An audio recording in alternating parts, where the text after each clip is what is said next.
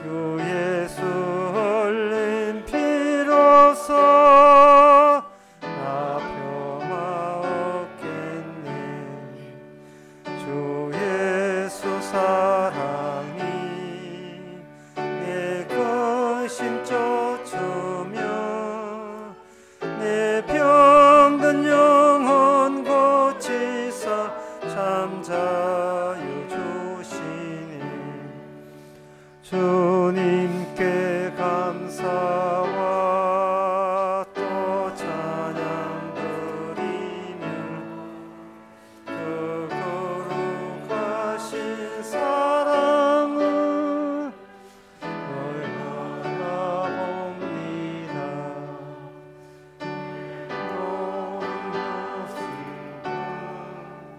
내 모든 두려움 주 묻히셨던 무덤에 누구도 버리니 은혜의 하나님 나 의지합니다. 주 예수 나를 부르사 나 정하셨네.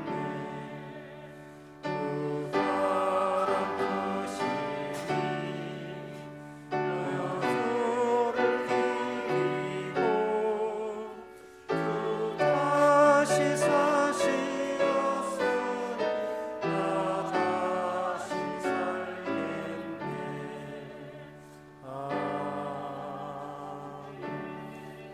준비 찬송 474장 3절 다 일어나서 해봅시다.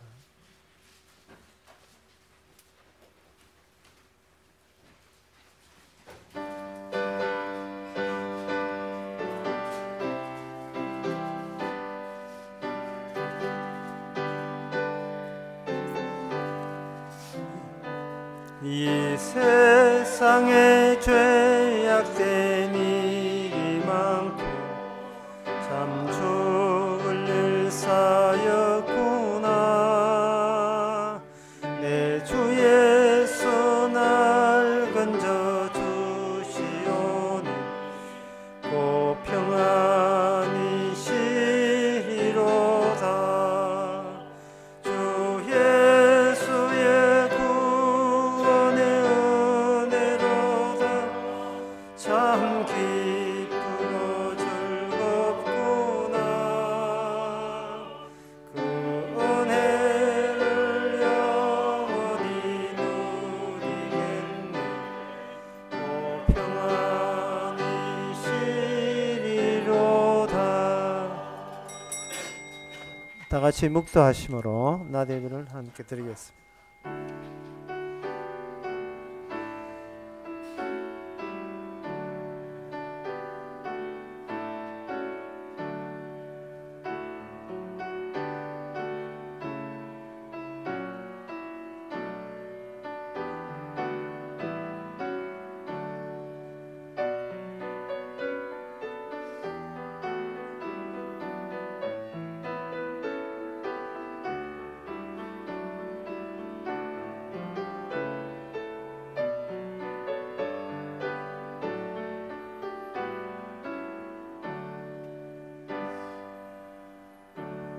전능하사 천지를 만드신 하나님 아버지를 내가 믿사오며 그의 외아들 의주 예수 그리스도를 믿사오며 이는 성령을 잉태하사 동전 마리아에게 나시고 본디오 빌라도에게 고난을 받아사 십자가에 못 박혀 죽으시고 장사한 지 사흘만에 죽은 자 가운데서 다시 살아나시니 하늘로 오르사 전능하신 하나님의 옆에 앉아 계시라. 저래서 산자와 죽은 자를 심판하러 오시리니 성령을 믿사오며 거룩한 공예와 성도와 서로교통하는 것과 죄를 사하여 주시는 것과 몸이 사는 것과 영원히 사는 것을 믿사옵나이다. 아멘. 하나님이 일어나사 주의 원통을 푸시고 우매한 자가 종일 주를 비방하는 것을 기억하소서. 주의 대적의 소리를 잊지 마소서. 하나님 아버지, 우리 주변에 주님을 인정하지 않는 분위기가 넘치고 우리가 그 속에서 살아가고 있습니다. 같이 휩쓸리고 같이 그 분위기에 편성하고, 그러다 보니 우리가 가는 길이 좁은 길인지 넓은 길인지 멸망의 길인지 영생의 길인지 하나님 저희들을 붙잡아서 옳은 길로 인도해 주시옵소서. 예수님 이름으로 기도합나이다. 아멘. 교동문 52번 합시다.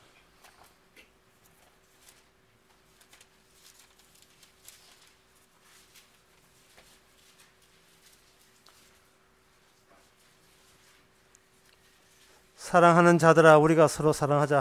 사랑은 하나님께 속한 것이니 사랑하지 아니하는 자는 하나님을 알지 못하나니 하나님의 사랑이 우리에게 이렇게 나타난 바 되었으니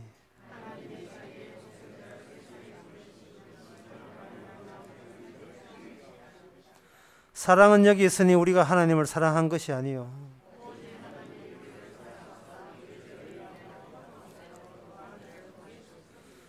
사랑하는 자들아 하나님이 이같이 우리를 사랑하셨은즉 어느 때나 하나님을 본 사람이 없어되 만일 우리가 서로 사랑하면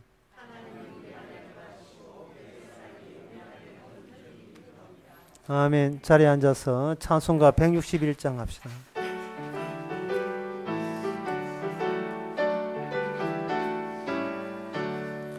대속하신 구주께서 구름 타고 오실 때 천만 성도 함께 모여 주의 뒤를 따르 할렐루야 할렐루야 우리 구주 오시니 엄숙하신 주의 위풍 모든 사람 외올 때 주를 팔고 십자가에 못을 박던 자들이 슬피 울고 가슴 치며 참 메시아 뵙겠네. 주가 당한 고난 흔적 모든 사람 볼 때에 구원받은 모든 성도 주께 경배드리세. 할렐루야 할렐루야 주님 다시 오시니 고대하던 예수께서 영화롭게 오실 때 고난받던 모든 성도 구주 환영하겠네. 할렐루야 할렐루야 주님 어서 오신소. 아멘. 이 시간 다 함께 기도하실 때 이종성 장로님 기도하시겠습니다.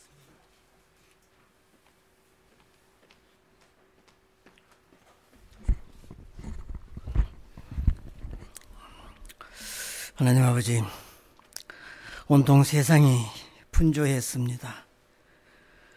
세상이 그를 몰라볼 때 그는 너무나 초용하게 이 땅에 오셨습니다. 그래서 그를 몰라보고 그를 알지도 못했고 그를 바라볼 수가 없었습니다. 그러한 현실 속에 오신 그 주님, 그가 바로 메시아임을 다시 한번 증거케 됨을 감사드립니다. 그래서 우리 속에 이 세상만 바라보는 이런 헛된 꿈들이 이제 세상이 비밀스럽게 다가오는 그 주님을 바라볼 때 우리는 그가 메시아임을 다시 한번 증거케 되는 그런 은혜를 주시기를 원합니다.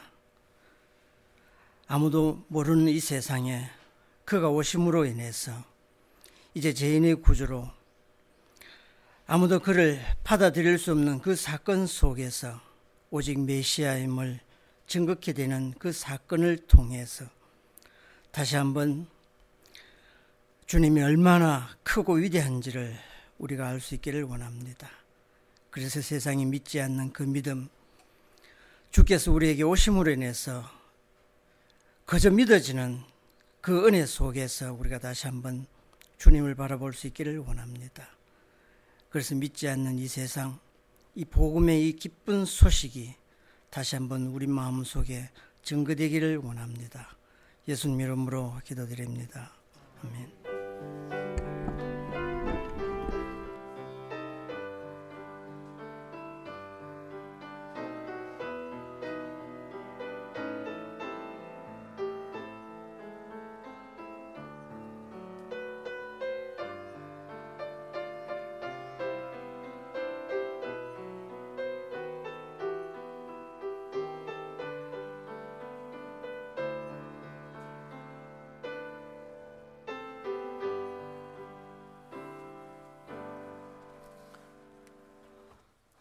이 시간 광고 있습니까? 없으면 찬송가 544장 합시다.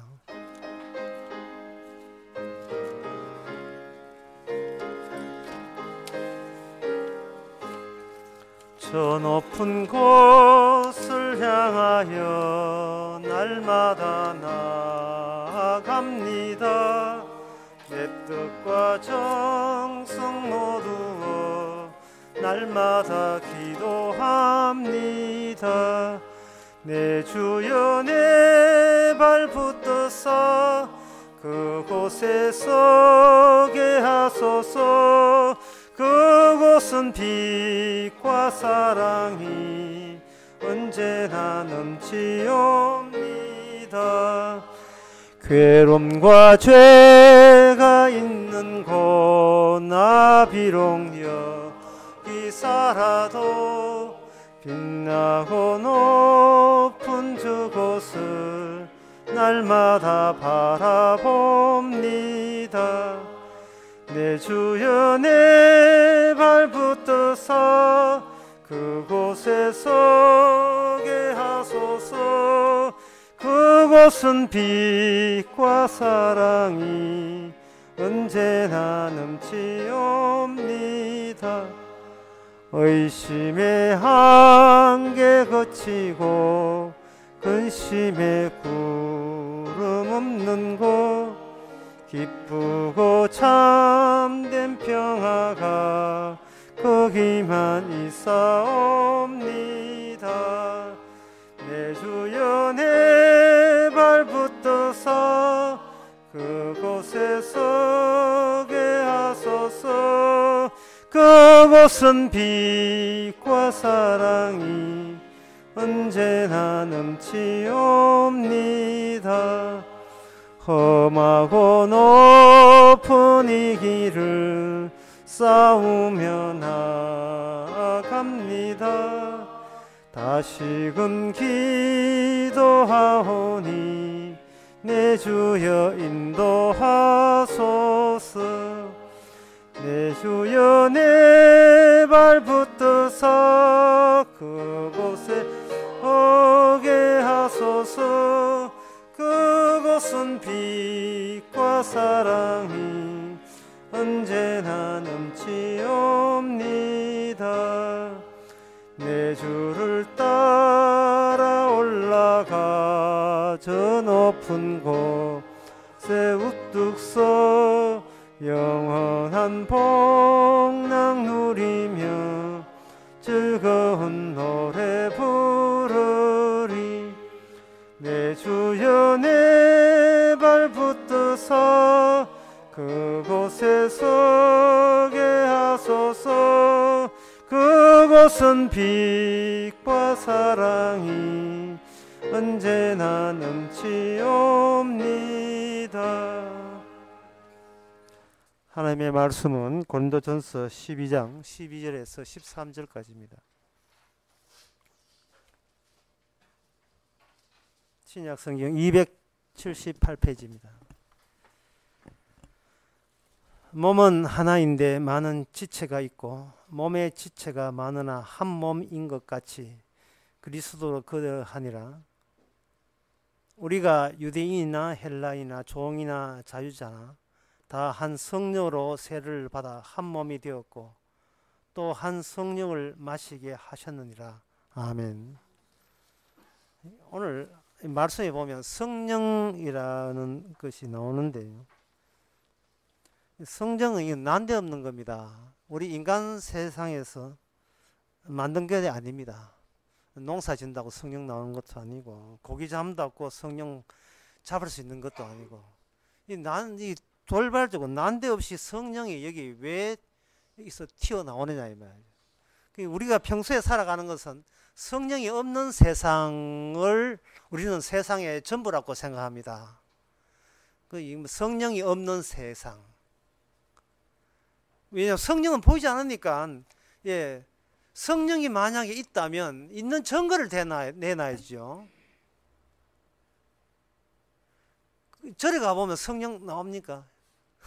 수학여행 가가지고 수학여행 고2나 중2 때 수학여행 가는데 자기 집에 평소에 절에 가도 않다가 막 자기 집에 불교 집안 같으면 걔들 가가지고 갑자기 108번이 하고 막 이렇게 손바닥 위로 쳐들고 절하고 하잖아요.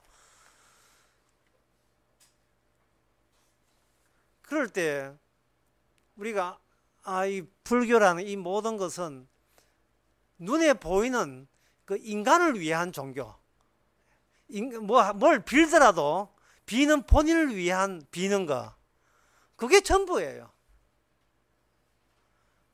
그런데 성경만 보면 성령이 나온다 이 말이에요. 성령. 난데없이 성령이 나오니까, 그럼 이 성령 없이는, 성령이 나온다는 말은 성령과 우리와 관련 없게 되게 되면 뭔가 우리가 손해보는 게 뭐 있느냐 하는 생각을 하지 않을 수밖에 없습니다. 성경에는 성령이 나와 있고, 바깥에 우리가 세상 활동, 가정이나 바깥에 또 교회도 마찬가지로 하면 성령 없이 살아가는 식의 사고방식, 성령을 무시해도 얼마든지 사람답게 살아가고 있는, 아무 사는데 지장 없는 그런 세상. 따라서 우리의 사고방식도 성령이라든 이런 것은 무시해도 출세하거나 취직하거나 결혼하는데 아무 지장이 없는 그런 세상에 적합한 인식을 가지고 우리가 살아가고 있습니다. 근데 성경만 펼치면 성령이 나온다 이 말이죠. 그러니까 이 성경 해석하기가 굉장히 껄끄러운 겁니다. 우리한테 무슨 도움이 되는 쪽으로 해석을 해야 될 텐데, 이 성령이 딱 와버리니까 우리는 단박에, 그러면 성령을 고려하지 않고 살게 되면 나의 미래는 어떻게 되는가? 나의 운명은 뭐 결정적으로 뭐 이게 파탄이 이르는가? 근데 슬그머니 걱정이 되는 거죠. 성령은 원래 인간 세상에 없는 겁니다. 성령이라는 건 인간 세상에 없는데, 성령이 언제 개입되느냐, 그걸 알아차려야 되겠죠. 이 오늘 본문에 중요한 것은 우리가 이걸 알아야 돼요. 성령은 원래 인간 세상에 없습니다. 없는데 성령이 여기에 투입이 된 겁니다. 성령이 언제 왔느냐 이 말이죠. 오면서 내한테 물어보지도 않고 왜 왔느냐. 왜 국회 동의도 안 받고 왜 오셨고, 대통령의 허가도 없이 왜 오셨으며, 북한에는 성령이 있을까요? 러시아는 있을까요? 필리핀은 있느냐 이 말이죠. 왜 성경에는 성령이 나오는데 왜 뉴스 시간에는 왜 성령이 안 나오냐 하는 겁니다. 또 뭐 성령이 뭐 범벅이로 있는 동네도 있어요. 무슨 뭐 복음인가 무슨 복음이 있어, 무슨 복음이, 그것도 성령이 너무 많다. 성령이 너무 안에 넘쳐요. 성령이 넘쳐가지고 뭐 교회 들어갔다 나오면 랄랄라 해가지고 다 같이 나오잖아요. 고린도 전서 이제 14장에 보면, 거기에 14장 이렇게 쭉 보게 되면 거기에 뭐 방언 나오고 통역은 나오는데, 그 14장의 내용은 뭐냐면 방언하지 말라는 내용이 나와요. 우리가 아는 고린도전서 지금까지 알고는 방언을 해라는 뜻으로 아는데, 이게 원 언어가 방언 같은 거 해석이 안 되거든. 방언하지 말라는 쪽으로 이야기하고 있다 이 말이죠.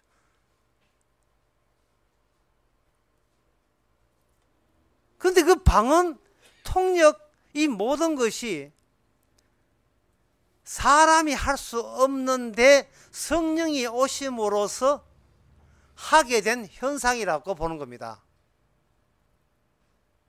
그래서 오늘 본문을 설교를 다시 하게 되면, 우리가 사는 이 평범한 세상에는 성령이 없는데 성경에는 성령이 나온다. 따라서 이왕 교회 나와서 성경 뭐 뜻이 뭔가 알고자 한다면 성령을 알아야 되는데, 이 성령이 왜 인간 세상에 개입되었느냐 이 말이죠. 성령 없이도 하나님만 잘 믿으면 되지 않겠습니까? 벌써 제가 중요한 이야기 했어요. 성령 없이도 양심껏 열성을 다하여 정성을 다하여 하나님 잘 섬기면 되잖아요. 윤리적으로 도덕적으로 최선의 노력을 다 해서 그것이 하나님께 영광 돌리면 구태여 성령을 언급하지 않더라도 하나님이 영광 받고 기뻐하면 그러면 되지 않습니까?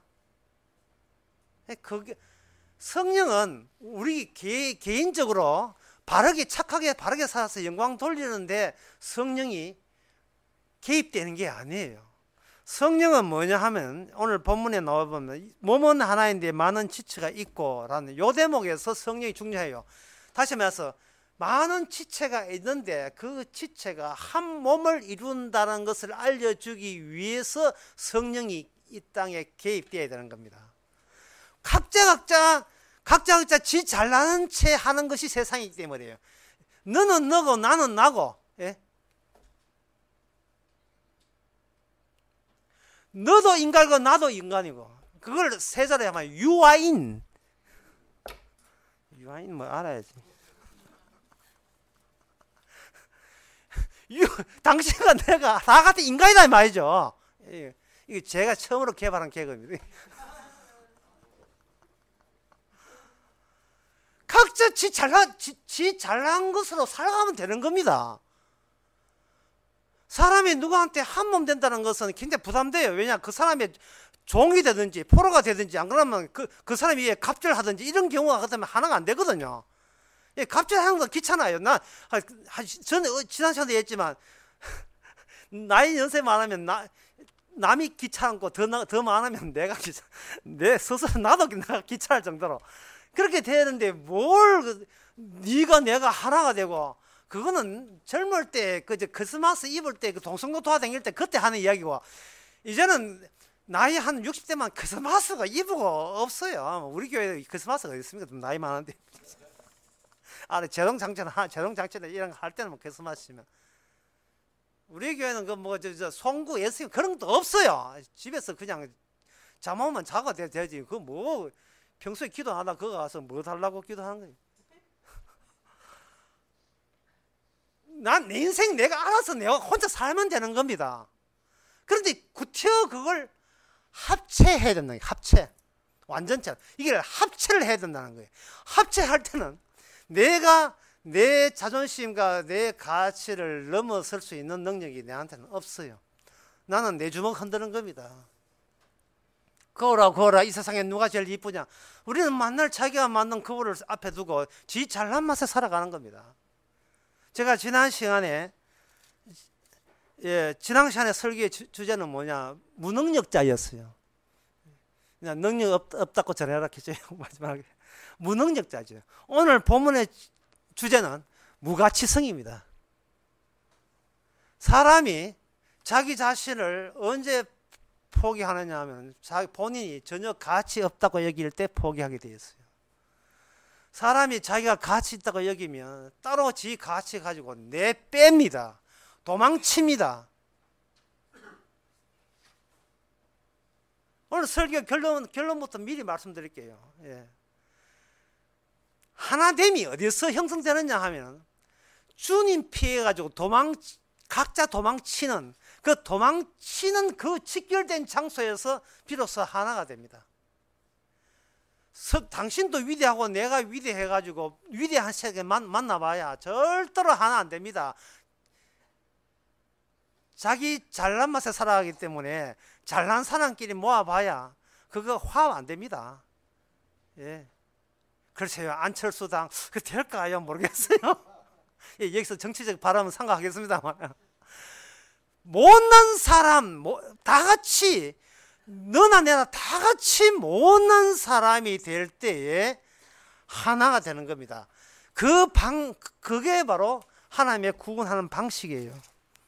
그게 어디에 나오냐면 호세아에 나옵니다. 구약에 호세아 거기 13장 호세아 13장 4절에 보면 나는 여호와 하나님이야. 나밖에 내가 다른 신을 알지 말자. 나 외에 구원자가 없다. 나 외에 구원자가 없다 되어 있어요.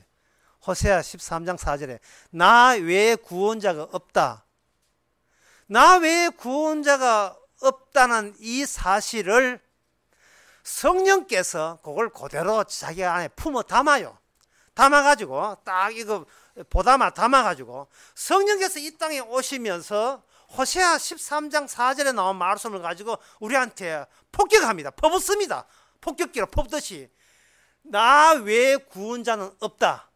이렇게 되는 거예요.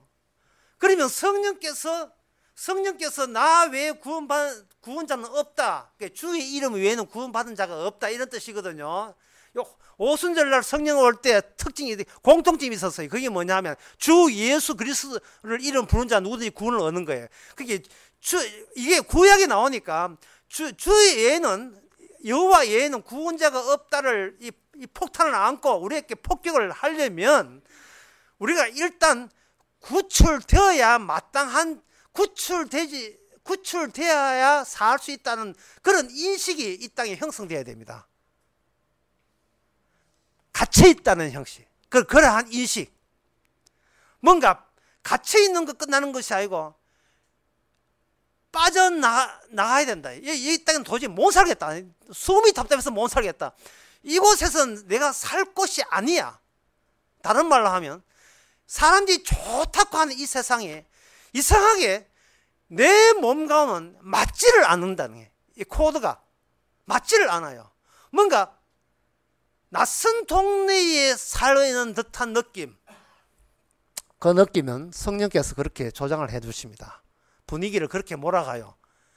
너는 이 땅에서 살 수 있는 그런 존재가 아니야. 너는 딴 데 가서 살아야 돼. 이곳은 너는 나그네고 이방인처럼 너는 될 수밖에 없어 라는 낯선 인식을 우리에게 퍼부어 주십니다. 그런데 일단은 나는 그럼 이방인이다. 문제는 어떤 식으로 구원되느냐. 구원될 능력이 없어요. 지난 시간에 했더니 우리는 무능력자거든요. 이번 시간은 뭐냐, 무가치. 우리는 스스로 나를 구원할 수 있는 그만한 가치가 나 자신에게는 없는 겁니다. 그 두 가지가, 첫째는 나는 이 땅에서 구출의 대상이 된다는 것. 두 번째는 구출은 돼야 될 건데 내 힘으로 구출이 불가능한 이 사실. 그럴 때 이 두 가지 요건이 갖추어져야 그 다음에 주님 위에는 달리 구원자가 없네요 라고 주의 이름을 부르게 되는 겁니다. 그래서 주의 이름을 교회에서 불러서는 사실은 곤란해요. 교회 오더라도 교회 와서 교회 오면 구원 안 된다는 뜻이 아니고, 교회 왔는데 오자마자 예배 시간에 15분 지내가지고 홀라당 불탈 때 교회 혹시 저보다 홀라당 불타가 시작하고 하는데 전기 합선 때문에 불 확 타가지고 예배당 없을 때, 그러면 예배당 없어서 목사 도망가고 전부 다 수십억 지난 거 하루만에 다 날아갈 때, 그럴 때 교회 예배당이 우리를 구원하는 게 아니구나 라는 것을 깨달을 때 주님 위에는 구원자 없습니다 말이 절로 나오는 거예요. 그러면 방금 예를 든 게 예배당 불탈 때, 그다음에 공장 불탈 때도 괜찮고 자기 집 불탈 때 빌라 불타도 괜찮고, 그 다음에 마지막 믿던 남편이 배신할 때도 되고, 하여튼 여러 가지로 주 외에는 나의 구원자가 없습니다. 주님 외에는 나는 희망 없습니다. 라는 식으로 그런 상황을 만들어 세우시는 분이 바로 성령님의 역할입니다. 욥 같은 경우, 욥기 같은 것도 마찬가지죠. 자식 10명 있으면 다 죽었고 재산 다 날아갔습니다. 하나님 외에는 달리 구원받을 자가 없지요. 여러분들이 그저 휴일학교 애들 노래 잘하는 노래 하박국 3장 17절 노래 나옵니다. 비록 무화과나무가 무성치 못하며 포도나무에 열매가 없으며 감람나무에 소출이 없으며 밭에 식물이 없으며 우리의 양이 없으며 외양간에 소가 없을지라도 끝! 여기까지는 성경에 여기까지만 딱 나왔다고 봅시다. 한 해 농사 망쳤는 거예요. 비가 안 오든지 뭐 병충해가 넘치든지 그러면 가축이 뭐 이렇게 전염이 뻗든지 모든 게 안 되는 거예요. 도시를 이야기하면 가게 있는데 가게 손님이 안 온다. 이런 마찬가지죠. 개척교회인데 교인들이 하나도 없다. 이런 거 마찬가지죠. 어떤 경우 이게 무화나무에 무성치 못하고 어떤 경우라도 18절에 보면 나는 여호와를 인하여 즐거워한다. 이게 인간의 가치를 추정하는 가치 채우는 보람으로 살아가는 인간에게 과연 자기 힘으로 성사될 수 있는 상황입니까? 없습니다. 성경은 모든 성경은요 우리 힘으로 할 수 있는 게 아무것도 없다는 것을 이렇게 보여주는 게 이게 성경이에요. 성경은 천국의 청사진입니다. 천국의 계획서입니다. 천국에 들어갈 몸은 어떤 몸이냐 하면 무능력해야 되고요. 무가치해야 돼요. 일반 교회들처럼 뭐 2016년도에 교회의 표 이런 게 만약 그런 거 내세운다면 제가 뭐 제보고 그런 거 우리 교회도 그런 거 해봅시다. 뭐 기둥은 없지만 기둥 두개 해가지고 2016년도에 이렇게 목표를 정합시다 하면 이쪽은 무능력성, 이쪽은 무가치성 끝나는 거예요. 왜냐하면 나 외에 다른 구원자가 없다는 그것을 바라볼 수 있는 방법은 이 내 몸이 무능력해야 되고 무가치할 경우에만 오직 주님만 할 수 있는 거예요. 심지어 예수님을 믿을 수 있는 능력도 우리한테는 주어지지 않습니다. 예수 믿을 수 있는 능력도 우리한테 주어지지 않아요. 예수 믿는 능력도 없을 뿐더러 예수를 믿는 예수님을 믿고 따르는 그런 능력도 우리한테는 없어요.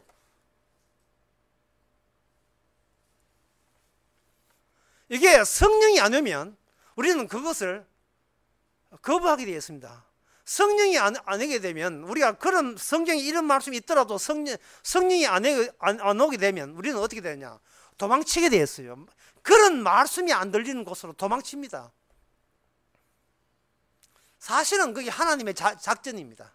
도망쳐라, 도망쳐라, 실컷 도망쳐라. 결국 도망쳐서 막다른 길에 딱 부딪히게 되는 그곳에 뭐가 있느냐? 십자가가 있습니다. 주님이 피 흘리고 있습니다. 내 살과 내 피를 먹고 마시지 아니하면 너에게 생명이 없느니라. 이 말은 뭐냐? 처음부터 너에게는 생명이 없었다는 겁니다. 천국 갈 수 있는 그 몸이 아니라는 거죠. 그래서 오늘 본문의 내용을 한마디로 말하면 어떻습니까? 물으면 여기에 그리스도 몸이 나오는데 그리스도의 몸이나 그 지체는 현재 우리 몸을 말하는 것이 아니고 천국 갈 수 있는 몸에게만 해당되는 이야기입니다. 여기 13절, 12절 끝에 보면 몸은 12절 끝에 보면 한 몸 같이 그리스도도 그리하니라. 예, 그리스도의 몸으로 교체되는 거죠. 그리스도의 몸으로. 그런데 왜 우리 몸은 안 됩니까? 우리 몸은 왜 안 되느냐? 우리 몸은 자꾸 어떤 가능성과 어떤 가치성을 우리는 계속 여기서 뿜어내고 있는 거예요. 계속해서. 좀 이렇게 인생 실패하더라도 자기 자신에 대한 어떤 긍정이나 희망 같은 기어이 우리는 끄집어내고 마는 겁니다. 모든 성경 말씀을 현재 있는 자기 몸의 가치를 이게 그 불 지프듯이 꺼져가는 그 불꽃을 피우듯이 다시 거기다가 말씀을 집어가지고 환하게 다시 촛불보다 횃불처럼 타오르는 그러한 몸이 되기를 간절한 소망을 갖고 성경을 보는 거예요. 이 봄철에 보통 교회에서는 신방을 갑니다. 그 대신방을 하죠. 이 대신방 한참 과거 이야기 하는 것처럼 모르겠습니다. 내시방을 하게 되면 목사님들이 잠언서를 많이 가지고 해요. 잠언서 가게 되면 이거 우리의 가치를 높여주는, 가치의 불씨를 키워주는 그런 듯한 착각인데, 그런 듯한 성기절이 굉장히 많아요. 그 중에 대표적인 게 뭐냐 하면, 너의 갈 길을 하나님께서 맡겨라. 그러면 다 이루리라. 하나님의 친히 경영하시느니라. 이런 대목 가지고, 10만 가지고 탁 멘트 한번 던져버리면, 또 봉투에 딱 5만, 2만 탁탁 얘가 나올 수 있는 겁니다. 오른쪽에는 부기요, 장수요, 왼쪽에는 부기요, 이런 게 하게 되면 양쪽 다 돈 잘 벌고 오래 살고, 부자 된 채 100세 인생. 이건 뭐 나의 가치가 바짝바짝 번쩍번쩍 빛나지 않습니까? 성령께서 왜 개입하셨는가? 성령은 우리 몸에 직접 오는 것이 아니고, 성령께서는 우리 몸 오기 전에 다른 몸을 거쳐서 오요. 그 다른 몸이 뭐냐면, 우리가 살고 있는 이 세상에서 똑같이 살면서도 비참하게 처참하게 망가진 그 몸을 격려해서 우리에게 찾아오는 겁니다. 그 몸이 누구냐? 요단강에 세례받을 때 하늘이 열리면서 비둘기같이 성령께서 오신 그분, 바로 예수님의 몸입니다.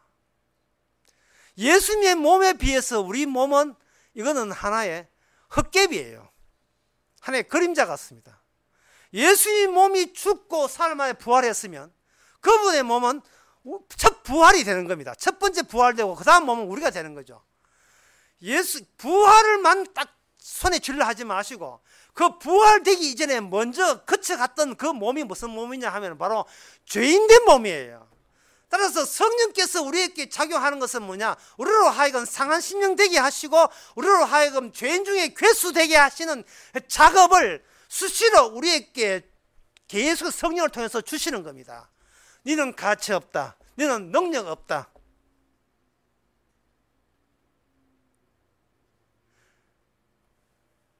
우리로 하여금 오만하고 교만한 마음을 계속해서 천국에 갈 수 있는 몸으로 바꾸기 위해서 낮추는 겁니다.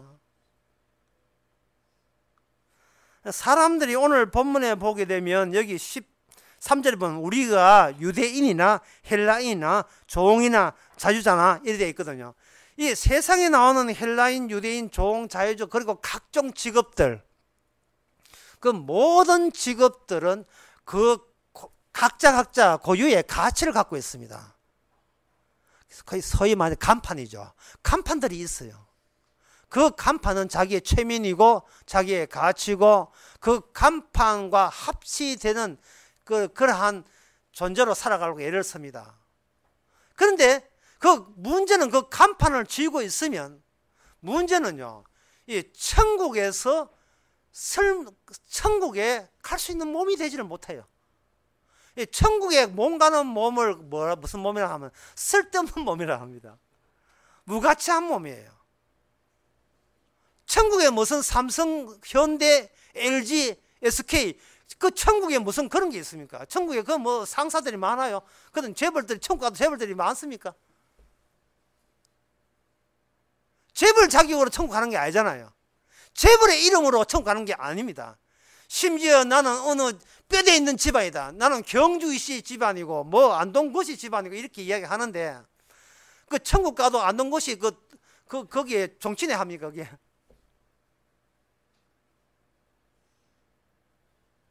그게 무슨 소용이었어요?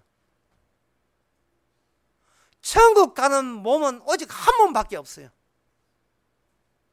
죄인이냐 하는 거예요. 네가 죄인으로 바꾸어 놓고 천국 보내주십니다.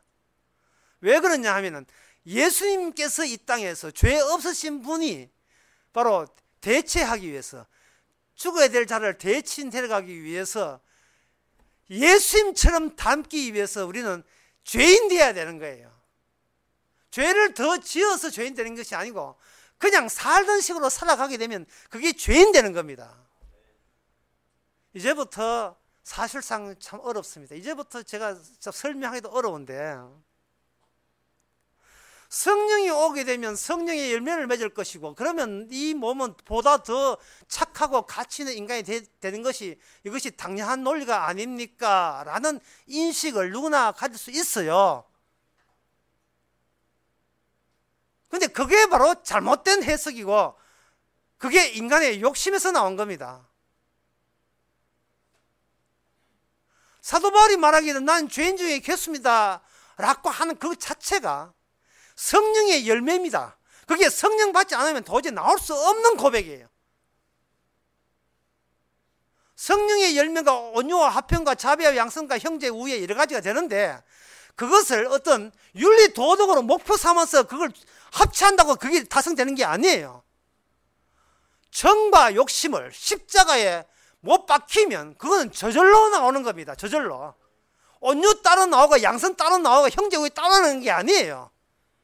그 말은 뭐냐면 온유와 화평과 자비와 형제 우애를 열매를 맺는데, 그 열매 맺는데 열매를 못 맺어서가 아니라 장애가 있기 때문에 우리 속에 그 열매를 맺는 것을 저항하고 반항하는 어떤 장애가 있는, 그 장애가 뭐냐 하면 독자적으로 나만의 가치와 나만의 능력을 자랑질을 하려고 하다 보니까 정작 남들 보기엔 윤리 도덕 나오는 것 같은데 주님 보시기에는 전혀 성령의 열매가 아닌 거예요. 그게 교회 와서 지 기도한 자랑, 헌금한 자랑, 지 봉사한 자랑, 그런 자랑만 내놓는 겁니다.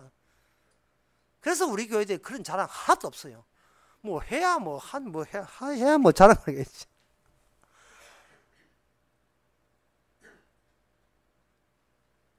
이게 인위적으로 마음을 낮추거나 이렇게 할 수가 없습니다. 그러면 그러한 마음 낮추기를 하는 방법은 어떻게 하면 됩니까? 제가 알려드리겠습니다. 예, 이거는 날이면 날마다 오는 게 아닌데 정말 중요한 이야기입니다. 우리가 마음을 낮추는 방법, 어디 뭐 도 닦고 뭐 모든 걸 뭐 바치고 안 해. 뭐 기도 오래 하고 새벽에 나가 필요 없습니다. 성경 100도 읽고 뭐 서기하고 소용 없어요. 선교 협의에 나오고 지가 선교사 가가지고 아프리카에 나이지리아 가서 죽고 그런 거 필요 없어요. 낮추는 방법 간단합니다. 몇 자가 되는 게 좀 기네요. 하나님을 이기시면 되는 겁니다. 이게 호세아 12장 4절에 나와요. 3절에 보면 야곱은 태에서 형과 뒤꿈치를 잡았고 또 작년에 하나님과 힘을 겨누되 천사와 힘을 겨루어 이기고 울며 그에게 간구하였으며. 하나님을 이기면 돼요. 하나님을 이기면 내가 얼마나 평소에 하나님의 적이었으면 하나님을 나의 적으로 오인해가지고 하나님과 맞짱 뜰 정도로, 그 정도로 내가 금방 졌는가가 드러나는 겁니다. 그러면 하나님을 잃은 방법은 뭐냐? 하나님을 안 믿으면 되는 거예요. 마음을 낮추는 방법은 뭐냐? 하나님을 안 믿고 교회 안 나오고 성경 안 보고 그냥 지 잘난 맛에 그냥 남한테 기죽지 않기 위해서 열심히 자기 힘을 키우는 쪽으로 거기에 전념하고 매진하는 거. 하나님 말씀 있는 곳까지 될 수 있도록 멀리 떨어지고 도망치고 그렇게 하면 됩니다. 아니 교회 꼭 안 나올 필요도, 교회 나와도 마찬가지예요. 교회 나와도 하는 교회에서 하는 모든 기도와 간구와 모든 그것을 내가 잘 되기 위한 쪽으로 기도하면 되죠. 하나님 앞에 보란 듯이, 예, 하나님 이 정도로 내가 괜찮은 존재입니다. 내가 이렇게 잘 나갈 수 있는 인간입니다. 이 정도 나는 능력이 있습니다. 나는 이 정도로 뛰어난 존재입니다를 그런 것을 하나님 앞에서 자랑질을 하기 위해서 마음껏 하나님을 이용하는 식으로 하는 게 그게 하나님을 이기는 방법이에요. 이게 어렵지 않아요. 왜? 인간은 날 때부터 다 그러니까. 모든 인간이 다 그래요. 남들 보기에는 신앙인 척 하지만 그 신앙의 힘으로 하나님마저 콜 꺾어버리고 하나님 앞에서도 큰 소리 치기 위한 그러한 자체적인 힘을 키웠는데, 예, 이제 나는 나로 인한 재미로 살겠다는 거. 내가 이렇게 잘 됐다는 그 재미로 평생을 한번 살아보겠다는 그러한 오기, 교만. 기도해서 이런 병 나았고, 기도해서 이렇게 부자 됐다는 거. 그 사실, 봉사해서, 교회 봉사해가지고 이렇게 훌륭하게 됐다는, 그걸 믿기로, 그걸 미천으로 삼아서 평생을 살아보겠다는 이거는 우리 선배가 했어요. 야곱입니다. 야곱이 이미 그걸 했어요. 야곱의 특징, 이름 자체가 남한테 지게 하는 사람, 지기 싫어하는 사람이에요. 우리를 닮았어요. 우리 모습을 닮았습니다. 남 지기 싫어해요. 야곱이 사람하고 다 이긴 건 좋은데 문제는 나가도 너무 나갔어요. 너무 나갔는데 누굴 나가느냐 하면 이거 뭐 그렇게 무협 영화에서 칼질 하는데 칼질 막 하면서 뭐 앞에 나서는 인간들 전부 다 자기 적으로 해가 다 물리치는데 문제는 너무 나가다 보니까 자기가 지켜야 될 자기 부모마저 칼질이 날아가는 그런 경우에 실천에서 많이 있습니다. 바로 이 야곱이 우리 인간의 감췄던 우리의 본성, 야곱적인 본성, 공통적인 요소. 하나님을 믿는 이유는 하나님을 라이벌로 여겨서 하나님 앞에서도 자체적으로 당당할 수 있는 존재로 전환되기 한 용도로서 하나님께 한 수 배워가지고 하나님과 좋은 관계 맺어가지고 이제는 하나님과 서로 터놓고 사는 그러한 당당한 사람 되고 싶어서 믿는 그 본성을 고맙게도 하나님께서는 야곱을 내세워서 우리를 대변해 주고 있습니다. 얼마나 감사한지요. 그 야곱 잘 나가도 너무 잘 나가서 결국 하나님마저 이겼습니다. 이겨놓고 내가 무슨 짓을 했는고 하고 울었습니다. 하나님 앞에서. 제가 정말 잘못됐어. 제가 가는 이 성질머리, 내가 하는 평소의 성격, 이 경향, 성향, 이 모든 것을 주님이 그걸 앞길을 가로막고 있었던 거예요. 폭주하는 차 앞에서 연약한 모습으로 이게 아니야, 이게 지옥이야 하고 가로막으니까 우리는 그냥 치고 들어간 거예요. 그걸 머리로 밟고 들어간 거죠. 밟고 들어가는 그 현장에 등장한 것은 십자가 피였습니다. 성령께서는 십자가 피를 경유해서 우리에게 오는 거예요. 십자가 피를 경유해서. 잘 나가던 야곱이나 니나 똑같다는 겁니다. 그런 야곱 가지고는 절대로 천국 들어가는 사람이 될 수 없어요. 사람들이 교회에 나온 이유가 뭐냐? 딱 물으면 딱 나옵니다. 이 몸을 천국에 집어넣기 위해서 교회에 나옵니다. 그러나 십자가를 경유하지 않으면 그렇게 돼요. 성령이 오지 않으면 그렇게 돼요. 그냥 성령이 와버리면 어떤 현상이 되느냐 하면은 나는 이 몸은 영원히 천국에 못 가고 천국에 가는 몸은 뭐냐? 내 몸이 아니라 주의 백성된 몸으로서 새롭게 만들어져요. 쉽게 말해서 이 몸 가지고 주의 몸 상대해서 천국 가는 것이 아니고 주의 몸의 연장체로 주의 몸이 쭉쭉 늘어진 주님의 문어머리라면 우리는 그의 문어 8가지 다리처럼 주님의 머리에서 새롭게 만들어진 몸, 그 몸은 더 이상 레떼르가 브랜드가 내 몸이 아닙니다. 그냥 주의 백성이 되는 거예요. 주의 백성. 임금님 따로 계시고 우리는 임금님 좋은 대로 하는 백성. 이렇게 되면 마음 낮추고 높이고 할 필요도 없어요. 마음 안 낮춰도 됩니다. 낮추나 안 낮추나 백성이에요. 마음을 낮춰서 구원받겠다는 건 아직도 마음 낮춘 몸 가지고 몸에 대해서 어떤 애착과 미련을 갖고 있는 겁니다. 혹시 이 정도 낮추면 천국 넣어주시겠습니까? 이케요? 자꾸. 이 정도 다 자기를 비우면 이쁘다고 천국 넣어줍니까? 아직도 자기 몸 구원에 미련 갖고 있습니다. 그거 이다입니다. 그런 식으로 교회 사기에 말려들지 마세요. 마음을 낮추는 것은 오히려 반대입니다. 노골적으로 대드세요. 그리고 여러분 성질대로 막 사세요. 예. 2010년도 끝에 설교가 결국 막 사세요로 끝나면 막 사세요. 하나님은 놀랍게도 지난 시간에 했지만 거짓말 안 한 에서는 지옥 보내고 이 막 살면서 질주하는 본능, 질주한 시속 200km 달리는 이 차가 주께서 막아서 꽝 하고 막았을 때 그 야곱을 하나님은 창세전부터 사랑했다는 겁니다. 하나님이 사랑한 것은 야곱이 아니고 야곱 속에 있는 예수님의 대신 희생하심을 사랑한 겁니다. 오죽 못났으면 대신 희생했던가. 네 속에 나 같은 인간을 위하여 대신 죽으신 사랑, 그 사랑이 있어야 돼요. 그 사랑이.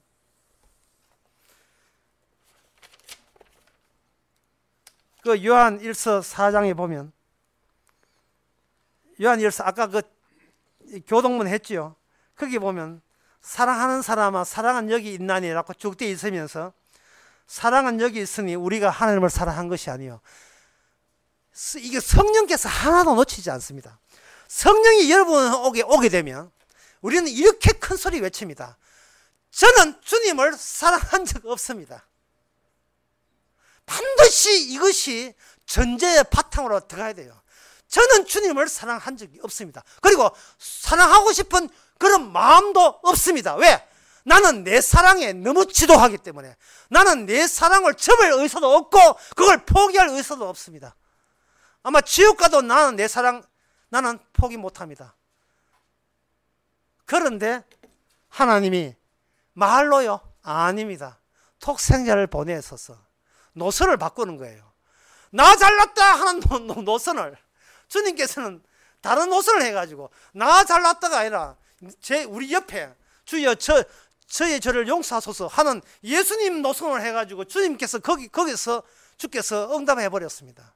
응답하고 난 뒤에 주님께서 그 응답한 그 분의 몸에서 성령이 나옵니다. 예수님의 몸에서 성령이 나오게 되면 그 성령이 우리를 땅거미처럼 이렇게 먹구름처럼 덮치죠. 덮치게 되면 비로소 우리는 얼마나 나밖에 모르는 존재. 어떤 경우라도 아무리 은혜 줘도 우리는 그 은혜 준 걸 잠시 감사합니다 이렇게 하지만 결국은 자기 잘난 맛에 살아가는 존재인 것을 확인하게 우리를 비춰주죠. 성령이 비춰주게 되면 우리는 나 자신이 무능력자고 그리고 무가치한 죄인인 것을 알게 됩니다. 그럼 죄인인 것을 알았으면 이제는 바르게 살아야 되지 않느냐? 그렇지 않습니다. 죄인인 것을 아는 것은 그때 그뿐이고 하루를 더 살고 이틀 더 살고 더 살게 되면 점점 더 우리가 미처 오늘에 몰랐던 죄를 내일 되면 내일에 또 더 덜추어질 죄가 또 거기서 또 밝혀집니다. 60이 되면 60년간 사라질 죄요. 70 되면 70대 또 죄가 또 발굴될 거예요. 늘 이렇게 80 되면 발굴되고 90 되면 발굴되고 뭐 알아서 가겠다고 뭐 알아서 갈 필요 없습니다. 주께서 계속 발굴해서 100세 될 때까지 계속 100세가 넘어서 계속 발굴됩니다. 그 발굴 당할 때 그 발굴하는 포크레인 그 삼날이 바로 이미 피 묻은 손으로 우리에게 찾아오죠. 피 묻은 손으로. 그러면 우리 몸은 왜 안 되고 주의 몸은 되느냐? 이게 성령이 올 때 사도행전 2장에 보면 다 시간을 찾지 않겠습니다. 사도행전 2장에 보면 오순절 성령이 와요. 성령이 오면서 베드로가 하는 말이 이거는 오순절 요엘 선지자의 예언대로 왔다고 합니다. 그러면 요엘 선지자의 예언대로 하는데 요엘 선지자가 도대체 어떤 경우 때문에 성령이 보냈느냐? 여기 요엘 2장 28절에 보니까 그 후에 내가 내 신을 만민께 보여준다. 늙은이는 꿈을 꾸고 뭐 젊은 전 장래일을 말고 젊은이들은 이상을 보고 이렇게 되어 있는데 이게 중요한 것은 우리가 빠뜨리면 안 되는 게 31절에 여호와의 크고 두려운 날이 이르기 전에 해가 어두워지고 달이 핏빛같이 변하려니 와 라고 되어 있어요. 이 말이 뭐냐 하면은 우리 몸과 예수의 몸의 차이점이 뭐냐? 우리 몸은 아무리 기도해도 기도 응답 안 됩니다. 우리가 아무리 착한 일을 한다고 해서 우리가 더 오래 사는 것도 아니에요. 예, 착한 일하고 일 죽은 사람이 한둘이가 아닙니다. 이건 제 말이에요. 전도서에 나온 말이에요. 공부 많이 한다고 오래 사는 것도 아니고 헛된 거예요. 이 세상에 우리 태어난 이 몸은 이 헛된 세상과 함께 허무하게 이게 날아가 버려야 돼요. 그런데 예수의 몸과 우리의 몸의 차이점은 뭐냐면 예수님의 몸은 자연 환경을 세상을 바꿉니다. 새로운 예수의 몸에 부합되는 격에 맞는 새로운 새 하늘과 새 땅이 마련되고 우리 몸은 아무리 기도하고 발광해봐야 우리 처지 요 손톱만큼도 달라지지 않습니다. 기도해서 응답받다는 것은 그건 교회가 상투적인 사기예요. 그거나 예. 근데 이 말 하려고 내 목회 30 이상 하네. 모든 응답은 참 사기입니다. 응답도 되지 않는데 응답인 것을 억지로 끄집어내서 그걸 조작하고 날조한 거예요. 성경에 나온 기도 응답은 하나밖에 없습니다. 죽으라 합니다. 죽으라. 내가 죽이기 때문에 죽여준 대로 죽으면 되는 거예요. 뭐 사업이 잘 되고 뭐 어떻게 잘 된다고 그거는 그 타이밍이 그래요. 운이 그래요. 운. 내 하나 잘 되기 위해서 10명이서 울고 있어요. 그러니까 이게 뭐 세상은 이렇게 경제 문제고 서로 같이 밀고 땡기고 타이밍 맞춰서 잘 되고 못 되는 거지. 개인적으로 잘 되고 못 된 것은요. 전체적인 주님의 몸이 잘 되는 거 아무 관련 없습니다. 한순간 웃었다고 해서 내가 구원받는 거 아니에요. 우리가 개인이 없어져야 돼요. 개인이 없어지고 그리스도의 몸 덩어리가 돼야 됩니다. 그 덩어리가 지체가 돼야 돼요. 지체가 되려면 우리는 무가치한 존재. 내 나름대로의 어떤 기도하면 응답 받는다. 뭐가 나를 뭐 하면 자꾸 뭐 응답이 돼. 이런 나만의 행위의 가치를 부지하지 말고 나는 뭘 해도 무가치하고 뭐대로 무능력에 한 그런 사람들의 집합, 집단 그것이 같은 그리스도의 몸이 되는 겁니다. 우리 중에 누가 기도해가지고 기도해서 구원받은 사람 아무도 없고 성헌금하고 11조에서 구원받은 사람 아무도 없어요. 오직 우리의 구원은 예수님이 기도해서 된 겁니다. 중보 기도는 오직 예수님만 할 수 있지 아무 다른 사람 못해요. 예수님 지금도 기도하십니다. 지금도 기도하시고 지금도 우리가 하나님께 은혜로 살아가고 있습니다. 지난 2015년 돌아보세요. 우리가 뭐 잘났다고 지금 숨쉬고 있습니까? 햇빛과 공기 여러분 어디 세금 낸 적 있습니까? 봄, 여름, 가을, 겨울 우리가 기도한다고 봄, 여름, 가을, 겨울 됐던가요?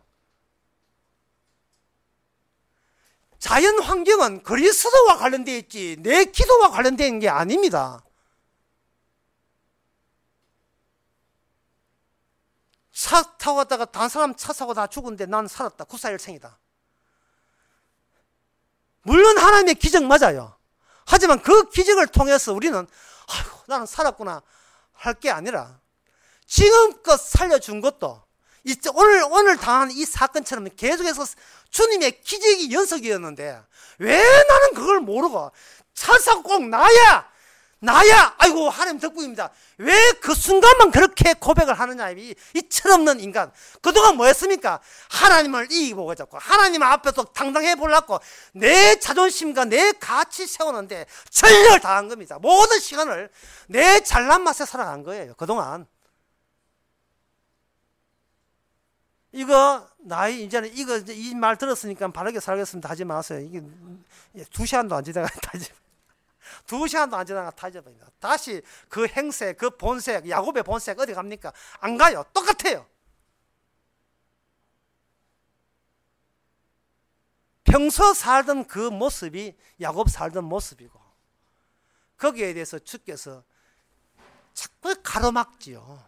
바바리 맨처럼 바바리 맨 자꾸 앞길을 가로막아요. 그러니까 성도의 주님 만나에 성령을 받게 되면 첫 번째 현상이 뭐냐? 짜증납니다. 원망이 되고 불평이 나옵니다.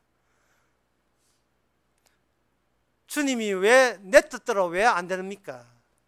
그럼 주님이 하시는 말씀이 네 뜻대로 안 되는 게 바로 내 뜻이다.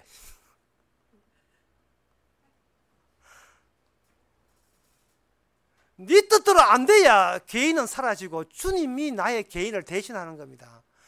나라는 인간을 대신해 준 나, 그것은 바로 예수님의 몸인 것을 성령이 올 때 비로소 아는 겁니다. 헬라이나 유대인이나 높은 사람이나 낮은 사람이나 직업과 상관없이 천국 백성 만드는 데는 오직 하나, 집결 장소가 중요합니다. 마지막으로 그 집결 장소를 소개해드리고 마치겠습니다. 마태복음 20장에 포도원 비유가 나오는데, 포도원 비유에 포도원이 있었는데 아침 10시에 온 사람, 12시에 온 사람, 오후 3시에 온 사람, 그리고 퇴근 시간 1시간 안 간다고 오후 다시 온 그는 일꾼 마지막에 1시간 딱 일하는 사람 왔습니다. 주님께서 임금을 줄 때, 품상을 주는데 제일 마지막 온 사람에게 줍니다. 한 대내야 주지요. 나중 온 사람은 더 받을 줄 알았는데 똑같이 한 대내야 줍니다. 그리고 그 말씀을 하시면서 천국은 이와 같으니 먼저 된 자가 나중되고 나중된 자가 먼저 된다. 얼마나 너의 평소에 너의 노동의 대가를 네가 원했던가 말이야. 네가 구원받는 것은 주님의 노동의 대가지 너의 노동의 대가로 천국 가는 게 아니잖아요. 우리가 교회에 오고 안 오고 그게 주님께서 발걸음을 세셔서 오신 거예요. 일거수일투족 한평생 살아가는 것이 주님의 은혜 아닌 게, 희생 아닌 게 아무것도 없습니다. 주님의 희생 덕분에 살아갔습니다. 그래서 성령이 오게 되면 성령이 오는 그 순간만 은혜가 아니라 다시 그것을 뒤돌아 소급해가지고 살아온 것, 이 땅에 내가 태어난 것부터가 다시 다시 리바인드해서 되돌아가서 모든 것이 주님의 은혜로 삽니다. 라고 우리는 다시 한번 감사하죠. 몇 초 안 가는 거 알아요. 야, 마찬가지. 저는 마찬가지 몇 초 안 가요. 뭐 야곱의 본성이 죽을 때까지 가는데 몇 초 안 갑니다. 하지만 다시 또 막아서게 되면 다시 원 상태, 다시 태어나서 처음부터 주의 은혜로 살아왔습니다. 이렇게 다 겸손하다가 다시 몇 시간 지나면 또 끼 부리고 또 잘난 척. 주의 은혜로 잘 살았어요. 하도 지 자랑질하고 주의 은혜 빙자에서도 잘난 척하고 이러지요. 그때마다 수시로 주께서는 탄식하시면서 아이고 인간아 하시면서 계속해서 찾아오시는 겁니다. 왜? 자기 백성이기 때문에. 주님의 자기 백성이기 때문에. 이제는 나의 자격이 아니고 백성의 자격으로 주님과 교제하시기 바랍니다. 기도하겠습니다. 하나님 아버지, 사태 파악 다시 한번 하여 주시기를 원합니다. 세상, 내 좋아라고 있는 세상이 아니고 이미 끝장나라는 세상인데 우리는 아직도 이 세상이 그렇게 좋고 그 안에 사는 내가 좋고 내가 일구어낸 모든 나의 결과물이 좋고 그 좋고 덕분으로 우리는 보람을 가지고 살아갑니다. 하지만 십자가 피 흘린 모습으로 막았을 때에 멸망의 길로 가고 있었다는 것을 깨닫게 해주시고 십자가 피로 이미 구원되었음을, 이미 주의 백성됨을 감사케 하옵소서. 예수님의 이름으로 기도합나이다. 아멘. 다 일어나셔서 335장 합시다.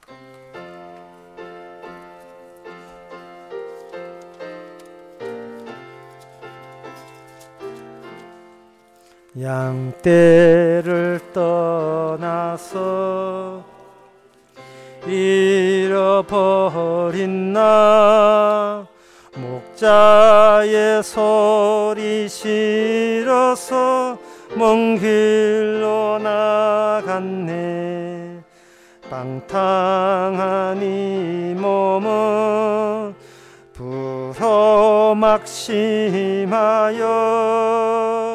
부친의 음성 싫어서 먼 길로 나갔네.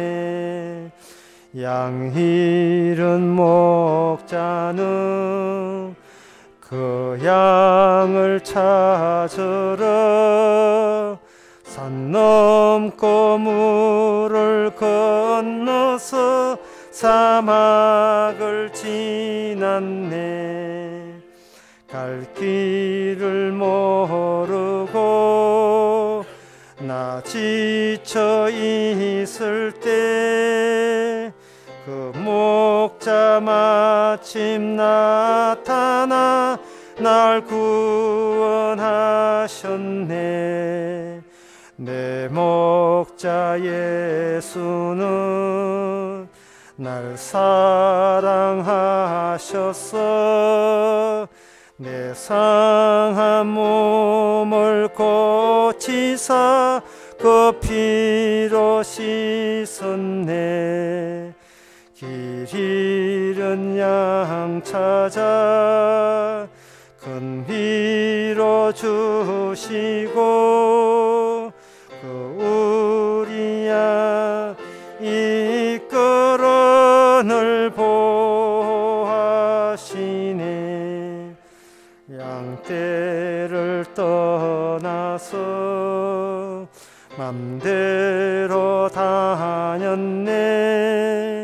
나 지금 목자 따르며 그 음성 듣도다.